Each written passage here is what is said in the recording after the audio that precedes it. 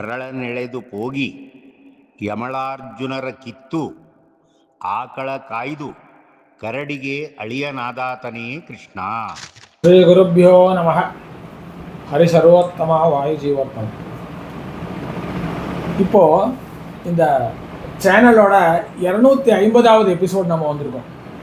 கிட்டத்தட்ட 2021 ஆரம்பித்தோம். இதை ஆரம்பிக்கும்போது நான் நினச்சி கூட பார்க்கல இவ்வளோ எபிசோடுகள் வரும், என்னால் இவ்வளோ பண்ண முடியும்னு. ஸோ இந்த நேரத்தில் பார்த்திங்கன்னா அந்த இறையர்களும் குருவர்களும் உங்களுடைய தொடர்ச்சியான ஒரு ஆதரவும் தான் எனக்கு இந்த ஒரு நிலைமையை கொண்டு வந்ததுன்னு நான் நினைக்கிறேன். ஸோ உங்கள் அனைவருக்கும் இந்த நேரத்தில் என் நன்றியை தெரிவித்துக் கொள்கிறேன். அதே போல் இந்த நேரத்தில் நான் எனக்கு இந்த சேனலின் வளர்ச்சிக்கு உதவிய அனைவருக்கும் என்னுடைய சாஷ்டாங்கமான வணக்கத்தையும் நன்றியும் தெரிவித்துக் கொள்கிறேன். நிறைய பேர் எனக்கு ஹெல்ப் பண்ணியிருக்காங்க. ஆனந்த்குமார் பாட்டில் எஸ் பீன் பேக் போன் நிறையா தடவை எல்லா பாடலுக்குமே எனக்கு எந்தெந்த சந்தேகங்கள் இருக்கிறோ அதையெல்லாம் நிவர்த்தி செய்து கொடுத்து, அப்புறம் அந்த பாடலின் பின்னணியை கூறி, இது மாதிரி நிறைய ஆனந்த்குமார் பாட்டில் எனக்கு ஹெல்ப் பண்ணியிருக்காரு. அதே மாதிரி நிறைய பேர் பிரகலாத் குல்கர்னின்னு ஒருத்தர், அப்புறம் போரூர்லேருந்து பிரகலாத் ராவ்னு ஒருத்தர், நங்கநல்லூர்லேருந்து பாலாஜி.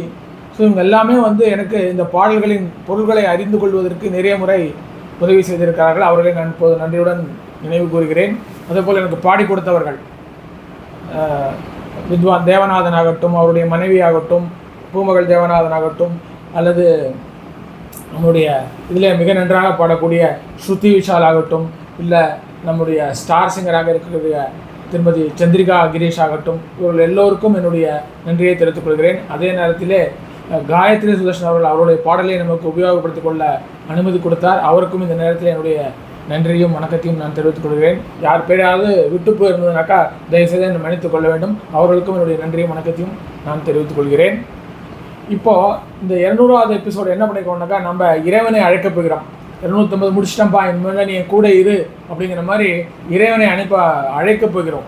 பந்த கோவிந்தா முகுந்த நித்யானந்தா, அந்த நித்யானந்தன் இருக்கிறாங்களே அவன் நம்மிடம் வரப்போகிறான், நம்முடன் இருக்கப் போகிறான், நமக்கு துணை புரிய போகிறான். அதுதான் இந்த 250வது எபிசோடாக இருக்க போகிறது. என்னன்னாக்கா, இந்த எபிசோடு இந்த பாடலை பாடியிருப்பவர் திருமதி சந்திரிகா கிரீஷ். இவர் பார்த்திங்கன்னா ஒரு அருமையான பாடகர், ஒரு நல்ல வாய்ஸ், அருமையான வாய்ஸ் வருங்க, அருமையான பாடகர். அதாவது இந்த தாச சாகித்யத்திலே மிகவும் பற்றுள்ளவர், நிறைய பாடல்களை தெரிந்து கொண்டிருப்பவர், நிறைய பாடல்களை பாடியவர். அவர் நிறையா யூடியூப் வச்சுருக்காங்க, ஃபேஸ்புக் வச்சுருக்காங்க, எக்கச்சக்க பாட்டு, கிட்டத்தட்ட ஒரு ட்ரெஷரே இருக்குது அவங்ககிட்ட நம்ம எடுத்துக்கிறதுக்கு. அத்தகைய பாடல்களை கொடுத்தவர் அவர் தான் இந்த பாடலை பாடியிருக்கிறார். இந்த நேரத்தில் அவருக்கு என்னுடைய நன்றியும் வணக்கத்தையும் நான் தெரிவித்துக் கொள்கிறேன். இப்போ நம்ம என்ன பண்ணலான்னாக்கா, இந்த 250வது எபிசோடாக இருக்கிறதுனால ஃபஸ்ட்டு கொஞ்சம் மாற்றிருக்கேன், இந்த ஸ்டைலெல்லாம் மாற்றிருக்கேன், கொஞ்சம் மாற்றி கொண்டு போகலான்னு. ஒரே மாதிரி மொனோட்டனஸாக போகுதுங்கிறதுனால கொஞ்சம் ஸ்டைலை மாற்றி கொண்டு போகலான் இருக்கேன். ஸோ எடுத்தவுடன் அந்த நம்ம ஆரம்பிக்கிற ஸ்டைல் இருக்கு இல்லையா, அதை கொஞ்சமாக மாற்றிருக்கேன். அதே மாதிரி வேறு சில சின்ன சின்ன மாற்றங்களையும் நாம் இதில் செய்யலாம் என்று நினைத்து கொண்டிருக்கேன். இந்த முன்வரும் காலங்களில் சிறு சிறு மாற்றங்களும் கூட செய்கிறதுக்காக முயற்சிகளை எடுத்துக்கொண்டிருக்கின்றேன். அதே மாதிரி இந்த பாட்டுக்கான இந்த படங்கள்லாம் இருக்கு இல்லையா, அந்த தம்ப்நெயில்ல அதெல்லாம் கூட இப்போ மாறி வரும். இப்போலாம் புதுசாக கொஞ்சம் டெவலப் பண்ணி போட ஆரம்பிச்சிருக்கோம். என்னன்னாக்கா, முந்தி நிறையா ஷேர் பண்ணிகிட்டு இருந்தாங்க எல்லோரும், அப்புறம் இதெல்லாம் சப்ஸ்கிரைப்லாம் பண்ணிகிட்டு இருந்தாங்க. இப்போ அவ்வளோவா பண்ணுறதில்ல, எல்லாருக்கும் ரொம்ப பழகி போன ஒரு சேனலாக போய்விட்டது. இதனால் என்னுடைய வேண்டுகோள் என்னன்னாக்கா, தயவு செய்து நீங்கள் இந்த பாடலை கேட்டவுடன் இதை மற்றவருடன் பகிருங்கள். யாரெல்லாம் லைக் மைண்டட் இருக்காங்களோ அவங்களுக்கு நீங்கள் தயவுசெய்து பகிருங்கள். பகிரும் பொழுது இந்த பாடலுடைய நிறை குறைகளை குறித்து சொல்லி பகிருங்கள். அவர்களும் அப்போ தான் பார்ப்பாங்க, எனக்கு இந்த பாடல் பிடிச்சிருக்கு, இந்த பாடல் பிடிக்கல, இந்த இடத்துல தப்பாக இருக்குது, இந்த இடத்துல கரெக்டாக இருக்குங்கிறத சொல்லி நீங்கள் அதை ஷேர் பண்ணிங்கன்னா அவங்களும் அப்படியே என்ன இருக்குதுன்னு உள்ளே போய் பார்ப்பாங்க, அவங்களும் பார்ப்பாங்க. இது என்னென்னா, இந்த தாச சாகித்யத்தை எல்லோரிடம் கொண்டு செல்ல வேண்டும் அப்படிங்கிறது தான் இது போயிருக்கு. இதுக்கான நாம் ஆரம்பித்ததற்கான ஒரு இது இருக்கு இல்லையா, அந்த அர்த்தம் அது இருந்து கொண்டிருக்கிறது. ஒரு 2-3 பேர் எனக்கு இந்த பிஹெச்டி பண்ணுறவங்கலாம் கூப்பிட்டு கேட்டாங்க, அவங்க இது உபயோகப்படுத்தி கொண்டு இருக்கிறார்கள். அது வேறு விஷயம். இருந்தாலும் இதை எல்லோருடனும் பகிரும்பொழுது இன்னும் இது மேலே போகுங்கிறது என்னுடைய நம்பிக்கை. நான் மட்டும்தான், நான் என்னமோ எல்லாம் தெரிஞ்சு வச்சு இதுக்கான அர்த்தம் சொல்கிறேன்னு நினைக்காதீங்க. எல்லோரிடமும் கேட்டு தெரிந்து நான் ஒரு போஸ்ட்மேன் மாதிரி தான் சொல்லிட்டு இருக்கேன். நான் நாட் அன் எக்ஸ்பர்ட். ஸோ அதையும் இந்த நேரத்தில் நான் சொல்லிக்கொள்ள விரும்புகிறேன். மீண்டும் இதுவரை அன்பும் ஆதரவும் அளித்த அனைத்து நேயர்களுக்கும் என்னுடைய வணக்கத்தை கூறிக்கொண்டு இந்த எபிசோடுக்கு செல்கிறேன். முதல்ல நம்ம என்ன பண்ணலாம்னாக்கா திருமதி சந்திரிகா கிரீஷ் அவர்கள் பாடிய அந்த பாடலை கேட்போம். பந்தா கோவிந்தா முகுந்தா நித்யானந்தா அந்த பாடலை கேட்போம். அதற்கு பிறகு அந்த பாடலுக்கான அர்த்தத்தை பார்ப்போம். வாங்க இப்போ திருமதி சந்திரிகா கிரீஷ் அவர்கள் பாடிய பாடலை கேட்போம். ಬಂದ ದುರಿತಗಳ ಪರಿಹರಿಸಲು ನಮ್ಮ ಇಂದಿರೇಶ ಸ್ವಾಮಿ ಶ್ರೀ ವೆಂಕಟೇಶನು. ಬಂದ ದುರಿತಗಳ ಪರಿಹರಿಸಲು ನಮ್ಮ ಇಂದಿರೇಶ ಸ್ವಾಮಿ ಶ್ರೀ ವೆಂಕಟೇಶನು. ಬಂದನು ಭರದಿಂದ ಗರುಡ ವಾಹನನಾಗಿ, ಬಂದನು ಭರದಿಂದ ಗರುಡ ವಾಹನನಾಗಿ, ಬಂದ ಭಕ್ತ ವೃಂದವ ನೋಡುತ್ತ ಬಂದ ಗೋವಿಂದ ಮುಕುಂದ ನಿತ್ಯಾನಂದ ಬಂದ ಶ್ರೀಹರಿತ ಬಂದ.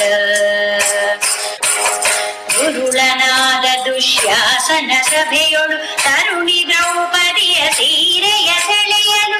ಗುರುಳನಾದ ದುಶ್ಯಾಸನ ಸಭೆಯೊಳು ತರುಣಿ ದ್ರೌಪದಿಯ ಸೀರೆಯ ಸೆಳೆಯಲು.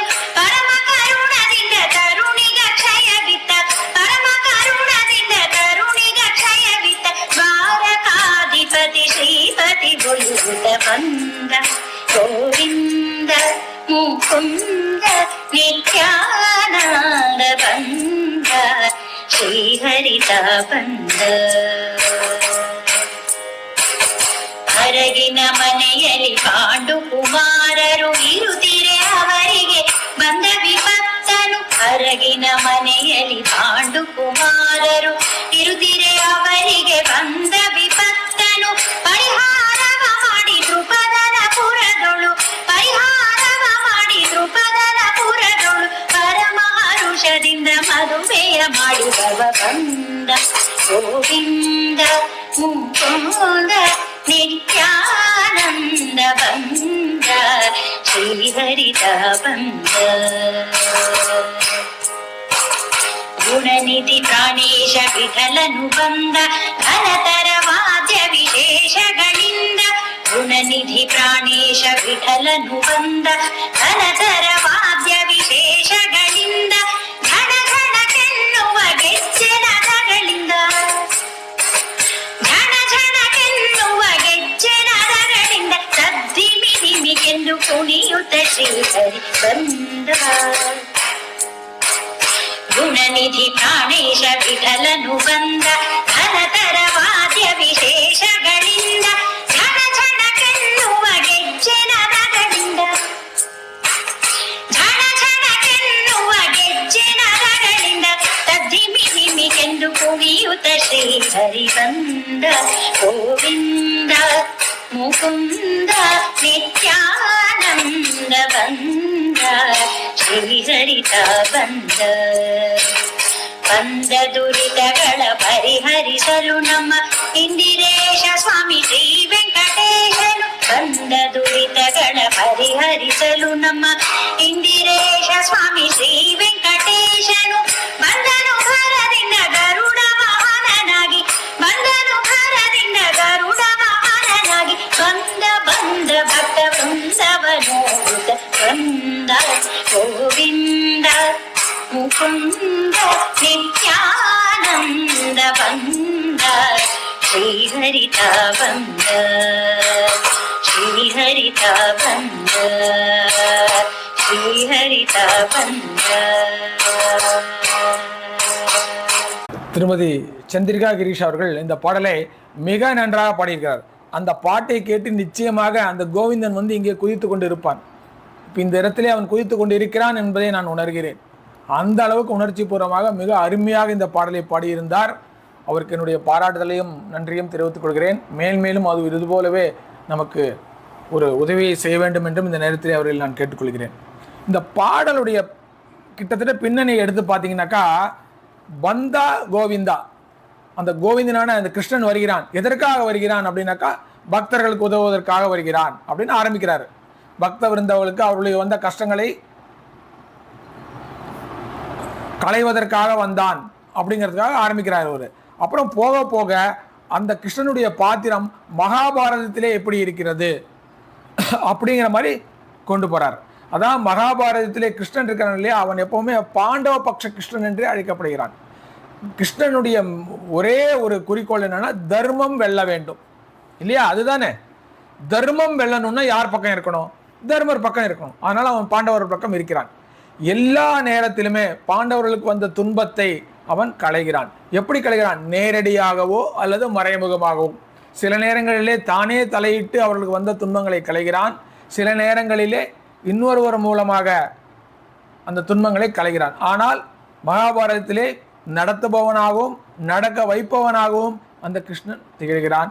எதற்காக? ஒரே குறிக்கோள், தர்மம் வெல்ல வேண்டும், அவ்வளவுதான். எல்லா நிகழ்ச்சிகளுமே கண்ணனே பண்றதில்லை ஆக்சுவலி. ஆனால் எல்லா நிகழ்ச்சிகளுமே கண்ணனுக்கு சாதகமாக நடக்கின்றன. ஏன்னா தர்மம் வெல்ல வேண்டும், அதுதான். தர்மம் எப்பொழுதும் வெல்லும். அப்படிங்கும் பொழுது எல்லா ஒரு செயல்களுமே தர்மத்துக்கு சாதகமாக நடந்து இறுதியில் தர்மம் தான் வெல்லும் அப்படிங்கிறத நமக்கு நிலைநாட்டுவது தான் மகாபாரதம். அதில் தான் கிருஷ்ணனுடைய பாத்திரத்தை நம்ம பார்க்கிறோம். ஸோ இப்போ இந்த பாட்டு என்னன்னாக்கா, அந்த முகுந்தன் வருகிறான், வந்து பக்தர்களுக்கு உதவி புரிகிறான். மகாபாரதத்திலே எவ்வாறு பாண்டவர்களுக்கு உதவி புரிந்தான் அந்த வகையில் கொண்டு போறாரு. அதுக்கு ஒரு எக்ஸாம்பிள் மாதிரி நேரடியாக எப்படி உதவினான், மறைமுகமாக எப்படி உதவினான் அப்படிங்கிற மாதிரி கொண்டு போறாரு. இப்போ பாடலுடைய பல்லவி அனுபல்லவிக்கு போவோம். பந்தா கோவிந்தா முகுந்தா நித்யானந்த பந்தா. இந்த கோவிந்தன் இருக்கிறான் இல்லையா, கோவிந்தான என்ன அர்த்தம்? அந்த பேரே அருமையான பெயர். வேதங்களால் துதிக்கப்படுபவன், என்ன எல்லோராலும் துதிக்கப்படுபவன் அப்படிங்கிற அர்த்தம் தான் அது கோவிந்தாங்கிறது. ஸோ அத்தகைய கோவிந்தன் வருகிறான். வந்து என்ன பண்றான்? எத்தகைய கோவிந்தன் அவன்? நித்யானந்த முகுந்தா. அவன் எப்பொழுதுமே நித்தியம் ஆனந்தத்திலே இருப்பவன். அவனுக்கு வந்து துன்பம்ங்கிறதே கிடையாது. அவன் நித்யானந்தன். அவன் எப்பொழுதுமே அந்த ஆனந்த ஸ்வரூபி. அவன் என்ன செய்கிறான்? இங்கே வருகிறான். வந்து என்ன செய்ய போறான் பாருங்க. ಬಂದ ದುರಿತಗಳ ಪರಿಹರಿಸಲು ನಮ್ಮ ಇಂದಿರೇಶ சுவாமி ஸ்ரீ வெங்கடேசனு பந்தனு. நமக்கு வந்த கஷ்டங்களை, பக்தர்களுக்கு வந்த கஷ்டங்களை பரிகாரம் செய்வதற்காக அந்த இந்திரையின் நாயகனான, இந்திரைனா யாரு? இந்த மகாலட்சுமி. மகாலட்சுமியின் நாயகனான அந்த ஸ்ரீஹரி இருக்கிறான் இல்லையா, என்னுடைய வெங்கடேசன் இருக்கிறான் இல்லையா, அவன் வந்தான். எதற்காக? நம்முடைய கஷ்டங்களை பரிகாரம் செய்வதற்காக. எப்படி வந்தான்? கருட கமனாகி பந்த பக்த பிருந்தவனோடுதான். இந்த பக்த விருந்தம் இருக்கிறது இல்லையா, அந்த கூட்டம் இருக்கிற பக்தர்கள் கூட்டம், அவர்களை பார்த்து மனமகிழ்ந்து, அவனுக்கு அடியார்களை பார்த்தால் மனமகிழ்ந்து விடுவான் அந்த ஸ்ரீஹரி. ஸோ அந்த பக்தர்களின் அடியார்களின் கூட்டத்தை பார்த்து மனம் மகிழ்ந்து கருட கமனாகி வந்தா, அந்த கருடனின் மேலே அமர்ந்து கொண்டு அந்த ஸ்ரீஹரி வந்தான் அப்படின்னு சொல்லிட்டு நம்ம பிராணேஷதாசர் சொல்கிறார். இப்போ நம்ம பாட்டுடைய அடுத்த ஒரு சரணத்துக்கு போவோம். இந்த தருணத்துல என்ன சொல்றாருன்னு பார்த்தீங்கன்னா, நான் சொன்னேன் இல்லையா, மகாபாரதத்திலே கிருஷ்ணனின் பங்கு. அந்த தர்மம் வெல்வதற்காக சில நேரங்களிலே தானாகவே நேரடியாக வந்து அவருக்கு உதவி செய்கிறான், சில நேரங்களிலே பிறர் மூலமாக உதவி செய்கிறான். ஆனால் எப்பொழுதும் பாண்டவர்களுக்கு உதவி செய்கிறான். அதுதான் தர்மம் வெல்ல வேண்டும், அதுதான் நோக்கம். அதில் எந்த பாரபட்சமும் கிடையாது. அவன் பாண்டவ பக்ஷ கிருஷ்ணனாக இருந்தாலும் பாரபட்சமான கிருஷ்ணன் கிடையாது. தர்மம் வெல்ல வேண்டும் என்ற நோக்கத்துடன் செயல்பட்டு கொண்டு இருப்பவன் அவன். ஸோ இப்போ என்ன பண்றாரு பாருங்க, மறைமுகமாக எப்படி பாண்டவர்களுக்கு அவன் உதவி செய்தான் அப்படிங்கிற சொல்றாரு. அதாவது பேசிக் இதுதான் சொல்றாரு. என்ன சொல்றாரு? அரகின மனையோடு பாண்டு குமாரரு இருத்திரே அவரிக பந்த விபத்தனு பரிகாரவ மாடி. என்ன பண்றாங்க? இவரை பாண்டவர்கள் வந்து வாரணாசிக்கு செல்வதற்கு புறப்படுகிறார்கள், யாத்திரை புறப்படுகிறார்கள். அப்போ இந்த துரியோதனாதிகள் என்ன செய்கிறார்கள் என்றால், அந்த சகுனியுடன் சேர்ந்து சதி ஆலோசனை செய்து அந்த வாரணாசியிலே ஒரு அரக்கினால் ஆன மாளிகையை செய்து அதிலே பாண்டவர்களை தங்க செய்கிறார்கள். அவ்வாறு அவர்கள் அந்த பாண்டவர்கள் அதை தங்கி உறங்கிக் கொண்டிருக்கும் பொழுது அந்த மாளிகைக்கு தீ வைத்து விட்டால் பாண்டவர்கள் கருகி இழந்து விடுவார்கள் என்று அவர்கள் திட்டமிடுகிறார்கள். ஸோ அது மாதிரி அனுப்பும் பொழுது அதை பாண்டு அறிந்து கொள்கிறார். பாண்டு அறிந்து கொண்டு அங்கே என்ன பண்றார்? அந்த அரகுமலையிலே ஒரு சுரங்கத்தை தோண்டி வைத்து விடுகிறார். அப்போ அதை பாண்டவர்களுக்கு தெரிவித்து, நீங்கள் இறந்தது போலவே இருக்கட்டும், துரியோதனர்கள் அப்படியே நினைத்து கொள்ளட்டும், நீங்கள் இந்த சுரங்கத்தின் வழியாக சென்று விடுங்கள் அப்படின்னு சொல்லும்போது அவர்கள் அந்த சுரங்கத்தின் வழியாக தப்பி சென்று விடுகிறார்கள். அதுதான் சொல்றாரு. அரகின மனையோடு பாண்டு குமார் ஒரு இருத்திலே அவரிக பந்த விபத்தனு பரிகாரவ மாடிதான். யார் மூலமாக பரிகாரம் செய்தான்? அந்த பாண்டுவன் மூலமாக பரிகாரம் செய்தான். செய்து என்ன செய்தான் பாருங்க. அடுத்தது ஒரு கஷ்டம் வந்தால் அவர் நல்லது கொடுப்பான் அப்படிங்கிற மாதிரி திருப்பதன புரியலு பரம ஹருஷலி மதுவைய மாடிதா. இந்த துருபதராஜனுடைய அந்த ராஜ்யத்திலே பாஞ்சால தேசத்திலே என்ன பண்ணுறான், அந்த துருபத குமாரியுடன் அந்த அர்ஜுனனுக்கான விவாகத்தை நடத்தி வைக்கிறான். அவர்களுக்கு இது ரொம்ப முக்கியமானது. ஏன்னா அந்த பாஞ்சால ராஜ்யமும் பாண்டவர்களுடைய ராஜ்யமும் இணையக்கூடிய ஒரு நிகழ்ச்சி இது. ஸோ அந்த நிகழ்ச்சியை நடத்தி கொடுக்கிறான். பாண்டவர்களுக்கு திருமணத்தை செய்து வைக்கிறான் அப்படின்னு. அதுக்கப்புறம் தான் அவங்க பஞ்ச பாண்டவர்களும் அந்த திரௌபதியை மணக்கிறார்கள். அதனால் இது ஒரு முக்கியமான நிகழ்ச்சி. பாண்டவர்களுடைய வாழ்க்கையிலே அரகு மாளிகையிலிருந்து தப்பித்தது எவ்வளோ முக்கியமோ அதுபோலவே திரௌபதியை மணந்ததும் ஒரு முக்கியமான நிகழ்ச்சி. 2 நிகழ்ச்சியிலுமே கண்ணன் இருக்கிறான். அந்த திரௌபதி திருமணத்திலே கூட இவர்கள் அந்தணர்கள் வேடத்திலே வந்திருக்கிறார்கள். கிருஷ்ணனும் அங்கே இருக்கிறான். அந்த சுயம்பரத்திலே கிருஷ்ணனும் இருக்கிறான். அவனுக்கு வந்திருப்பது அர்ஜுனன் என்று தெரிந்தும் அதை வெளிக்காட்டி கொள்ளாமல் அவனுக்கு உதவி புரிகிறான். அதுதான் கிருஷ்ணனுடைய ஒரு பெரிய தன்மை. ஸோ அதுதான் இந்த சரணத்தோட அர்த்தம். இப்போ பாட்டுடைய அடுத்த சரணத்துக்கு போவோம். இங்கே என்ன சொல்கிறார் பாருங்க, அவர் டைரக்டாக எப்படி ஹெல்ப் பண்ணார் அதை கொண்டு வரார். அங்கே மறைமுகமாக செய்தான், இங்கே தானாக நேரடியாகவே களத்தில் குதித்து எவ்வாறு உதவி செய்தான் அப்படின்றார் பாருங்க. துருடநாத துஷாசன சபையோடு தருணி திரௌபதிய சீரைய சலையலு. அந்த சூதாட்டம் முடிந்த பிறகு அந்த திரௌபதியை அந்த தருமன் சூதாட்டத்திலே வைத்து தோற்ற பிறகு துத்தாஜன என்ன செய்கிறான், திரௌபதியின் அந்த துகிலை உரிந்து அவமானப்படுத்த நினைக்கிறான். அப்போது திரௌபதியை காப்பாற்றுபவர்கள் அங்கே அவ்வளோ பெரிய சபையிலே பீஷ்மன் இருக்கிறார், தோணர் இருக்கிறார் இல்லையா, எல்லா பெரிய திருதராஷ்டிரன் இருக்கிறான், பஞ்ச பாண்டவர்கள் இருக்கிறார்கள். ஆனால் யாராலும் ஒன்றும் செய்ய முடியவில்லை. எல்லாரும் ஒரு கையெறி நிலையிலே இருக்கிறார்கள். அந்த நேரத்திலே திரௌபதி அங்கே இருக்கிற யாரையுமே கூப்பிடல. அவள் யாரை கூப்பிட்றாரு, கண்ணா அப்படின்னு அந்த கிருஷ்ணனை அழைக்கிறாள். அப்பவும் என்ன செய்கிறாள், தன் மானத்தை காப்பதற்காக கைகளை மூடிக்கொண்டு கிருஷ்ணான்னு கேட்கிறாரு. அப்போ கிருஷ்ணன் வரல. அப்போ கடைசியில் உணர்றா, சரணாகதி அடைகிறாள். 2 கைகளையுமே உயர்த்தி கிருஷ்ணா என்னை காப்பாற்றுந்தார். கிருஷ்ணன் அங்கிருந்து வருகிறான். அவர்களுக்கு அந்த வஸ்திரத்தை கொடுத்து அவளை அவமானத்திலிருந்து காப்பாற்றுகிறான். அதுதான் சொல்ல சிறையிலும் பரம கருணை. இந்த கருணையுடன் பரம கருணையுடன் தருணிக அக்ஷயவித்த துவாரகா ஸ்ரீபதி ஒளியுத்தா. அந்த துவாரகையிலிருந்தே இருந்து கொண்டு அந்த கருணாமூர்த்தியான அந்த கிருஷ்ணன் இருக்கிறான் இல்லையா, அக்ஷயமாக அவன் இழுக்க இழுக்க துகில் வந்து கொண்டே இருக்கிறது. அவன் களைத்து விழுந்து விடுகிறான். அக்ஷயமாக துகிலை கொடுத்து அவர்களுக்கு காப்பாற்றினான் அந்த ஸ்ரீபதி அப்படின்னு சொல்கிறார். அதுதான் இந்த ஒரு சரணத்துடைய அர்த்தம். இப்போ பாடலுடைய கடைசி சரணத்துக்கு வருவோம். பிராணேஷதாசரு இந்த பாடலை அவருடைய அங்கிதமான பிராணேஷ விட்டலா என்பதை கொண்டு முடிக்கிறார். குணநிதி பிராணேச விட்டலனு பந்தா. இப்போ இந்த நேரத்தில் வேற யார் வருகிறார்கள், குணநிதியாக இருக்கின்ற என்னுடைய இஷ்ட தெய்வமான பிராணேஷ விட்டலன் வந்தான். யாரு, அது ஸ்ரீஹரி தான். பந்தா ಗಣತರ ವಾದ್ಯ ವಿಶೇಷಗಳಿಂದ ಜನರೆನ್ನುವ ಗೆಜ್ಜೆನಾದಗಳಿಂದ விதவிதமான வாத்தியங்கள் ஒலித்து கொண்டிருக்க